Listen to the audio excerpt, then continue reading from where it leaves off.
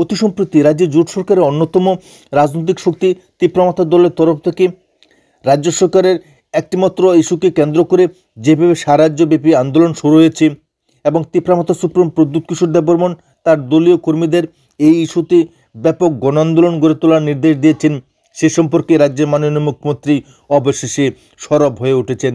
মুখ্যমন্ত্রী ডক্টর মানিক শাহ প্রদ্যুৎ কিশোর দেববর্মনের বিরুদ্ধেই মুখ খুলতে শুরু করে দিয়েছেন। দীর্ঘদিন অপেক্ষা করার পর অবশেষে মুখ্যমন্ত্রী ডক্টর মানিক শাহ প্রদ্যুৎ কিশোর দেববর্মনের এ ধরনের উন্নয়ন বিরোধী বক্তব্যের তীব্র সমালোচনা করেছেন। তিনি স্পষ্টভাবে জানিয়েছেন যে কোনোভাবেই প্রদ্যুৎ কিশোর দেববর্মনের এই ধরনের ন্যাক্কারজনক রাজনৈতিক সিদ্ধান্তকে সমর্থন করবেন না।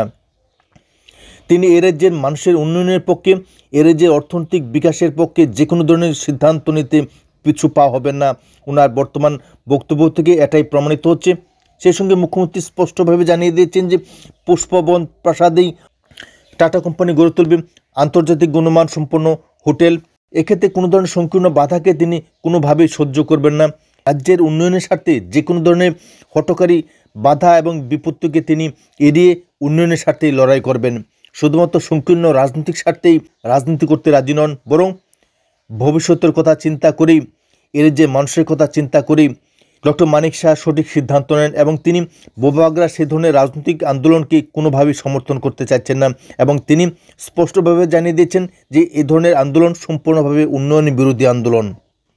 তাই প্রদ্যুৎ কিশোর দেববর্মনের বিরুদ্ধে মুখ্যমন্ত্রী যেভাবে সরব হয়েছেন তাতে আগামী দিন রাজ্য রাজনীতিতে এক নয়া সমীকরণ তৈরি হতে চলেছে বলে মনে করছেন রাজনৈতিক বিশেষজ্ঞরা।